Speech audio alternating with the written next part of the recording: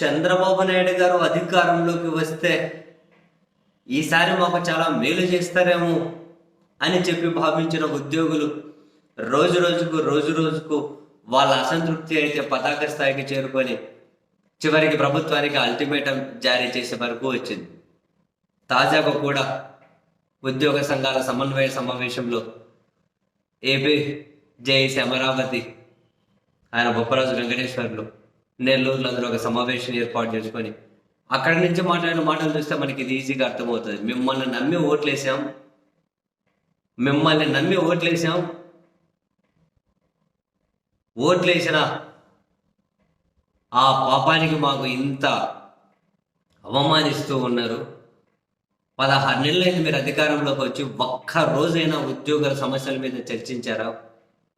ఎప్పుడు క్యాబినెట్ సమావేశం జరిగినా, ఎప్పుడు పండగ వచ్చినా మా ఉద్యోగులకు ఏమైనా కనుక రావాల్సిన బకాయిలు ఏదైనా తీరుస్తారేమో అని చెప్పి ఎదురు చూస్తూ ఉన్నాం. 4 డిఏలు ఉండిపోయాయి, పిఆర్సీ లేదు, ఐఆర్ లేదు, 2 ఏళ్ళుగా గ్రాట్యుటీ లేదు, ఈఎల్స్ లేవు, కనీసం పావలా ఖర్చు కానీ పిఆర్సీ ఉపసంఘాన్ని నియమించలేదు. ఇంత దారుణంగా చేస్తారా? అధికారంలోకి వస్తే కాంట్రాక్ట్ ఉద్యోగులను రెగ్యులరైజ్ చేస్తామన్నారే, ఏమైంది?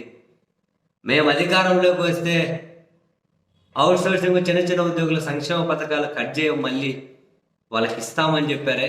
10-12 వేలు సంపాదించుకునే చిన్న ఉద్యోగులకు కూడా మీరు ఎందుకు సంక్షేమ పథకాలు కట్ చేస్తూ ఉన్నారు? 30,000 కోట్ల రూపాయలు ఉద్యోగులకు బకాయిలు పెండింగ్లో ఉన్నాయి.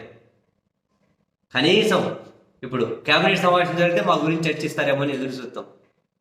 ఏదైనా పండుగ వస్తే మా గురించి ఏమైనా ప్రకటన వస్తుందేమో అని ఎదురు చూస్తున్నాం. కానీ మమ్మల్ని మీరు పట్టించుకోవడం లేదు. ఒక సమీక్ష చేయలేదు, ఒక అపాయింట్మెంట్ ఇవ్వడం లేదు. అంటే ఇటువంటి అంశాన్ని ఊర్లలో అంటూ ఉంటారు. ఏందో చేస్తారని చెప్పి ఎదురు చూస్తే మొహాన ప్యాన్నీళ్ళు చల్లారు అంటారు. అంటే వీళ్ళ పరిస్థితి కూడా అలాగే ఉంది అన్నది వాళ్ళు చెప్పదలుచుకున్నది.